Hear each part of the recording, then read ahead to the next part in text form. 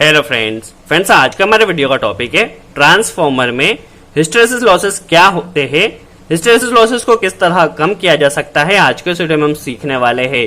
आज के वीडियो में हम हिस्टैरिसीस लॉसेस को काफी आसान और सिंपल तरह से सीखने वाले हैं, जिसे वॉच करने के बाद आपका हिस्टैरिसीस लॉसेस से रिलेटेड जितने भी डाउट होने वाले हैं सब कुछ क्लियर होने वाले हैं। इसके अलावा आज के वीडियो में हम BH कर्व या नॉर्मली जिसे हम हिस्टैरिसीस कर्व भी कहते हैं, BH कर्व किस तरह वर्क करता है, इसका क्या इंपॉर्टेंस होता है, यह भी हम आज के वीडियो में सीखने वाले हैं। तो आप वीडियो को लास्ट तक जरूर वॉच कीजिए। चलिए वीडियो स्टार्ट करते हैं और सबसे पहले हम हिस्टैरिसीस लॉसेस क्या होता है यह समझने की कोशिश करते हैं। चलिए हिस्टैरिसीस लॉसेस समझने से पहले हम थोड़ा ट्रांसफार्मर का वर्किंग प्रिंसिपल समझ लेते हैं ताकि हमारे सारे डाउट क्लियर हो सके। देखिए क्या होता है, ट्रांसफार्मर में primary winding and secondary winding होती है। क्या होता है, जब प्राइमरी वाइंडिंग के सिरों पर हम एसी सप्लाई को अप्लाई करते हैं तो क्या होता है, बेसिकली ट्रांसफार्मर एसी सप्लाई पे वर्क करता है। जब हमने यहाँ पे एसी सप्लाई अप्लाई किया तो क्या होगा, यहाँ पे फ्लक्स इंड्यूस होगा। फ्लक्स इंड्यूस होने के कारण क्या होगा, EMF प्रोड्यूस होगा और EMF प्रोड्यूस होने के कारण जो प्राइमरी का करंट होता है वो सेकेंडरी में ट्रांसफर होता है। ये बेसिकली फेराडे का इलेक्ट्रोमैग्नेटिक इंडक्शन का सिद्धांत है जिसके ऊपर ट्रांसफार्मर वर्क करता है। सप्लाई अप्लाई की, फ्लक्स इंड्यूस हुआ, फ्लक्स से EMF प्रोड्यूस हुआ जिससे प्राइमरी का करंट सेकेंडरी में फ्लो होने लगता है। ये काफी सिंपल लॉ है। अब यहाँ पे मेन समझने वाली बात यह है कि ट्रांसफार्मर में हिस्टैरिसीस लॉसेस हो कैसे रहे हैं। देखिए बेसिकली हमने ट्रांसफार्मर पे जो सप्लाई अप्लाई की है वो क्या है, AC सप्लाई, अल्टरनेटिंग करंट है जो कि समय के साथ कंटिन्यू चेंज होता रहता है। देखिए इस तरह से अब जब हमारे ट्रांसफार्मर की जो प्राइमरी में हमने AC सप्लाई दिया है वो कंटिन्यू चेंज हो रहा है तो जो फ्लक्स बनेगा वह भी अल्टरनेटिंग नेचर का होगा, जो फ्लक्स होगा वह भी अल्टरनेटिंग नेचर का होगा। उसके कारण क्या होगा कि जो कोर होगी वो बार बार मैग्नेटाइज एंटी मैग्नेटाइज होगी। क्या होगा, जब अल्टरनेटिंग करंट का यह पोर्शन जाएगा तो हमारी जो कोर है वो मैग्नेटाइज होगी, जब इस पोर्शन में जाएगा तो डीमैग्नेटाइज होगी, जब मैग्नेटाइज डीमैग्नेटाइज, ये प्रोसेस कंटिन्यू चलती रहती है। जब हमारी कोर इतनी बार मैग्नेटाइज एंड डीमैग्नेटाइज होती है तो उस तरह से क्या होता है, इस तरह से मैग्नेटाइज एंड डीमैग्नेटाइज होने से हमारी जो कोर होती है वो काफी ज्यादा हीटअप हो जाती है, काफी ज्यादा गर्म हो जाती है। तो इस मैग्नेटाइज एंड डीमैग्नेटाइजेशन के कारण ट्रांसफार्मर की कोर जो हीट हो जाती है, हीट हो जाने के कारण क्या होता है, जो हमारे ट्रांसफार्मर कुछ इलेक्ट्रिकल एनर्जी वेस्ट होती है in the form of heat. तो यही जो हीट के फॉर्म में इलेक्ट्रिकल एनर्जी का वेस्ट होता है यही हिस्टैरिसीस लॉसेस कहलाता है।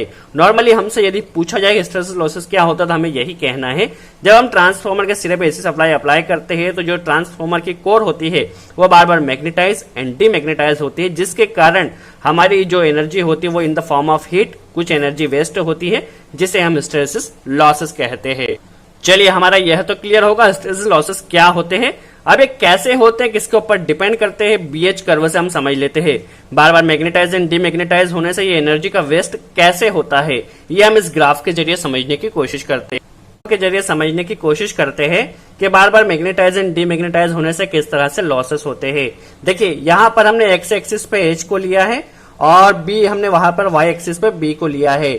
यहाँ पर H क्या है, तो अप्लाइड मैग्नेटिक फील्ड है। हम जो अप्लाइड किसी मटेरियल के ऊपर कितने मैग्नेटिक फील्ड अप्लाई करते हैं, और B होता है उस मटेरियल में कितना चेंज आया है इस मैग्नेटिक फील्ड के अप्लाई करने से, उस मटेरियल में कितने मैग्नेटिक फील्ड आई है ये हमें बेसिकली B या Y एक्सिस पे मिलने वाला है। देखिए कोई भी मटेरियल होता है उसमें कई तरह के एटम्स होते हैं, डायपोल्स होते हैं, जिसमें बेसिकली देखा जाए तो आपको N और S, कोई भी डायपोल होता है, डायपोल में आपको N और S इस तरह से नजर आते हैं।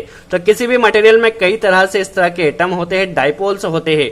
सपोज अभी हम यहाँ पे समझने की कोशिश करते हैं, अभी हमने वहां पर कोई भी मैग्नेटिक फील्ड अप्लाई नहीं की है तो दोनों 0-0 है। अब देखिए जैसे जैसे हम यहाँ पर मैग्नेटिक फील्ड H एक्सिस का बढ़ने लगता है, देखिए जैसे जैसे हम मैग्नेटिक फील्ड बढ़ाते जाते हैं तो हमारे पास जो मटेरियल होता है, मटेरियल में भी क्या होता है, मैग्नेट बनते जाता है और इस तरह से हमारे ये जो कर्व होता है इस तरह से बढ़ते जाता है। देखिए इस तरह से हमारा कर्व बना है।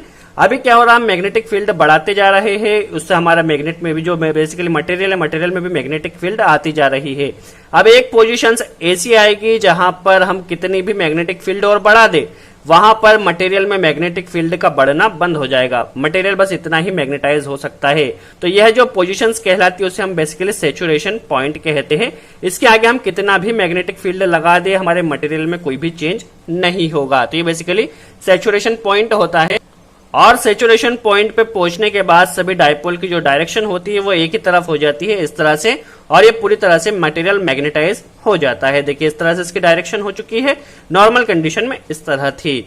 अब हम यदि यहां से बेसिकली देखा जाए तो मैग्नेटिक फील्ड को यदि कम करते हैं, देखिए इस तरह से हम यदि मैग्नेटिक फील्ड को कम करते हैं तो जो मटेरियल की जो मैग्नेटिक फील्ड है, मैग्नेट है, जितना पोल लिया है वह भी कम होते जाएगा, इस तरह से कम होते जाएगा।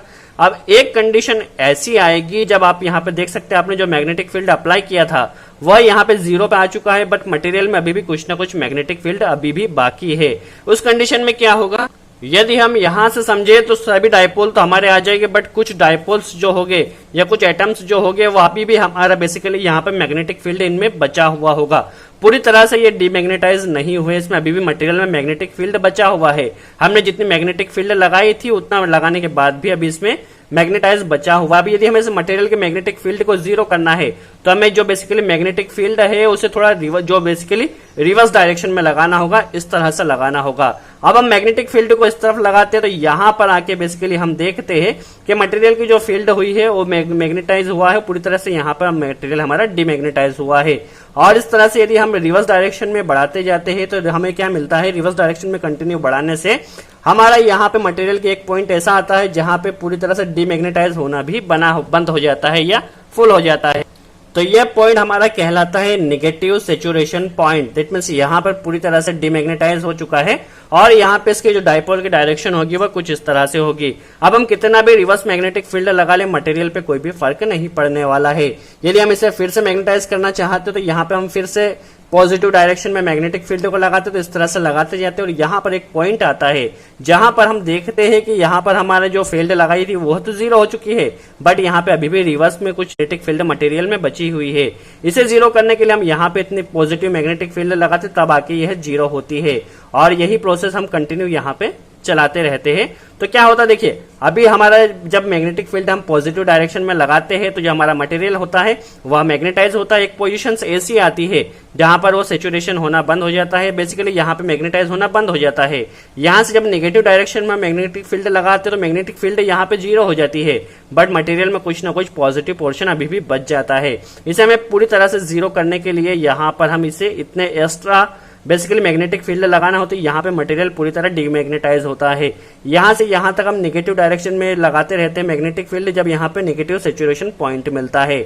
यहाँ से हम कंटिन्यू यदि पॉजिटिव डायरेक्शन में फिर से मैग्नेटाइज करना चाहे तो यहाँ पे लगाते हैं, पूरी तरह से डीमैग्नेटाइज कर देते हैं, फिर भी मटेरियल में अभी भी रिवर्स में बेसिकली देखा जाए तो मैग्नेटिक फील्ड बचती है। इसे 0 करने के लिए हमें पॉजिटिव डायरेक्शन में मैग्नेटिक फील्ड लगाना होती है और यहाँ पे बेसिकली कंटिन्यू प्रोसेस चलती रहती है। जस्ट फर्स्ट टाइम ही होता है। तो आप यहाँ पे देख सकते हैं कि जो इतना ये लॉसेस हो रहा है, देखिए जो शेप में आता है ये बेसिकली लॉसेस कहलाता है।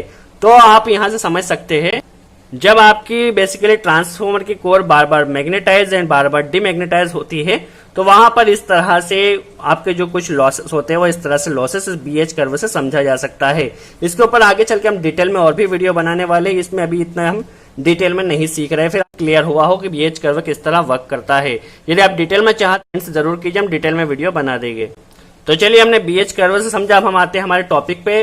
बेसिकली हमें यहाँ पे क्लियर हो चुका है हिस्टैरिसीस लॉसेस क्या होते हैं।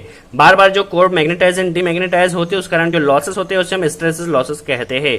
अब इन लॉसेस को कम किस तरह किया जाता है, तो जो ट्रांसफॉर्मर की जब कोर बनाई जाती है तो कोर को बनाते टाइम हमें वहां पे सिलिकॉन स्टील मटेरियल यूज करना है। सिलिकॉन स्टील मटेरियल को यदि हम यूज करते हैं तो वहां पर बेसिकली जो लॉसेस होते हैं उसे कम किया जा सकता है, या जो कोर बनाने के लिए जो मटेरियल यूज होता है उसे हमें फेरो मैग्नेटिक मटेरियल को यूज करना है। यदि हम वहां पर फेरो मैग्नेटिक मटेरियल को यूज करते हैं तो भी बेसिकली जो हिस्टैरिसीस लॉसेस होता है उसे कम किया जा सकता है। सो आई होप आपको क्लियर हुआ हो। जो बार बार मैग्नेटाइज एंड डीमैग्नेटाइज होने के कारण जो लॉसेस होते हैं उसे हिस्टैरिसीस लॉसेस कहते हैं।